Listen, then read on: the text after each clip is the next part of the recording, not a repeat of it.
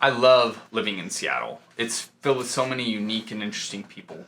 And today I get a chance to visit with a friend and learn a little bit about her story and the things that inspire her.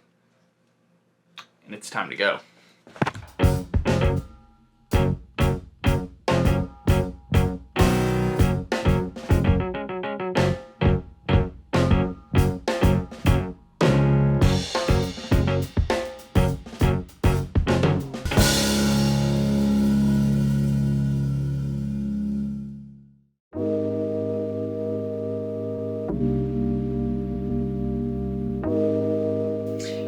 Whenever I think of trying to set a foundation for someone to know who I am, I always think of my family roots. My parents immigrated from People's Republic of China, which we now call it, but back then that's not what it was. It happens that I'm the oldest of three. As I was growing up, which was mostly in Texas, and it wasn't a country life, but it was almost a little like a country life because we lived at a hospital. My parents were both physicians, and my dad was hired to be the chief of the surgical unit in San Antonio, where we grew up. And it had been a tuberculosis hospital, and if you might know anything about sanatoria, as they were called, they were spread out.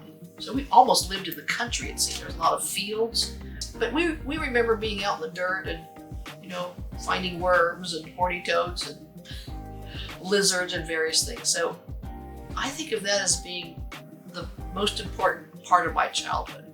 As I think back on it, and I am an appreciative person, I do connect to my past and my ancestry. It just makes me so grateful for so many things. So those two parents, physicians, I became a physician. I sometimes say my life has been like a pinball game. That ball hits something and it doesn't have any control of where it bounces. It's kind of karma. Well, my karma was when you wanted to go out of medical school to become an ophthalmologist. Well, the year that I was making that choice and hoping to be selected was the first year that a computerized system was put into play. It's called the matching system. So I matched in Seattle, University of Washington, and I came here in 1979. And so that's when I really went, wow. I mean, I remember I must have seen Mount Rainier sometime when I was here. And coming from pretty flat Texas, wow, and trees. I mean, coming into the world of ophthalmology now in the residency that was between 1979 and 83, I was clear that I wasn't going to be hoping to go into an office downtown. I wanted to specialize in something and then seek a position in a university. And I'm a retina specialist, and that's what I sought to become after finishing those first general ophthalmology education years. There wasn't time, there was this major momentum of career. But as I started to retire from medicine, in my late 60s, I was starting to think about things like that. I got the opportunity to go down to half-time work. And with half-time work, the magic that I didn't really think about is you have half of your waking days and so on to start exploring some of the things that really you have interest in. And one of them was being out in nature. And I came under the influence of some wonderful folks who were birders.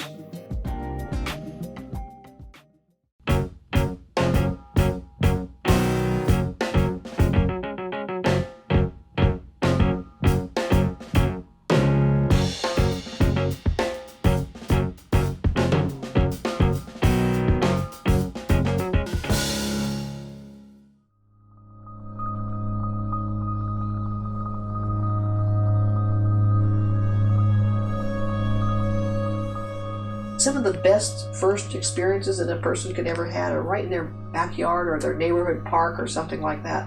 You don't have to go off on a big trip.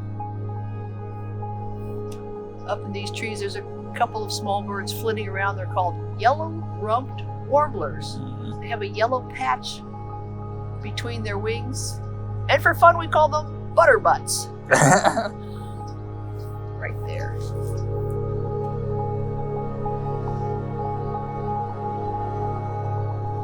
your mind, your health, your body, and your spirit need breaks. We know that from a medical standpoint. And you have out here these feathered friends who, yes, they're not going to come up and ask you to pet them, but they're just waiting to show you what they're about.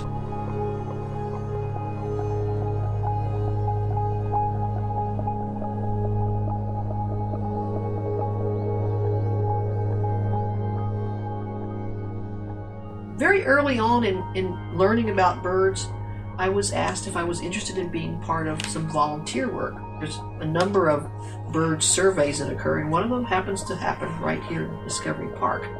Every month, volunteers who go out and count in a very organized fashion how many birds they can find at certain locations.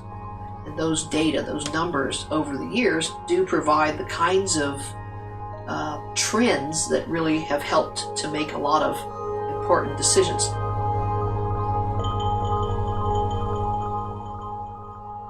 With birding, not only are there the personal gratifications from just watching what's going on and learning about that particular species, but the opportunity to do teaching and give something more to others that are on that same trajectory, but help them get along. That's been probably the biggest part that's shaped in me.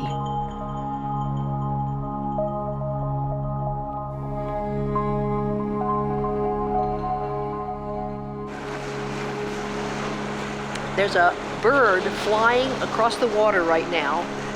It's a tern, a bird that may have flown hundreds, maybe even thousands of miles to get here because we're coming into spring and migration is going, and oh my goodness, what's that?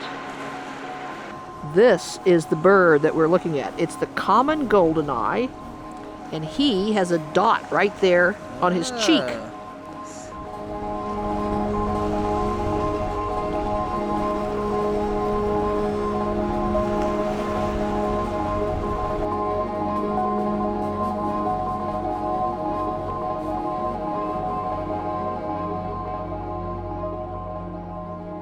Standing here in a little part of the Pacific Northwest, a gentle part, thank goodness,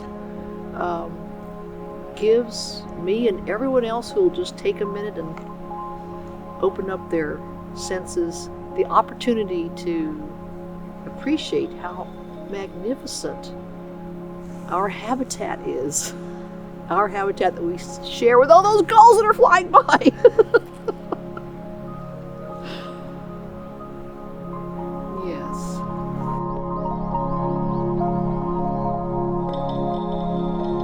Go ahead.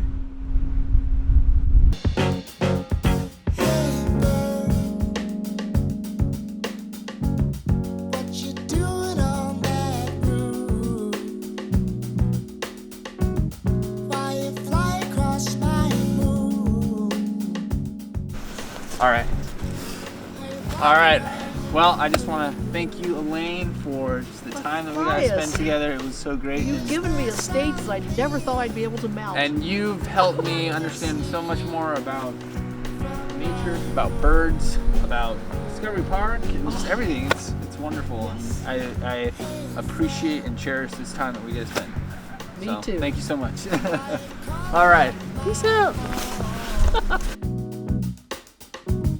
Is there something I should know?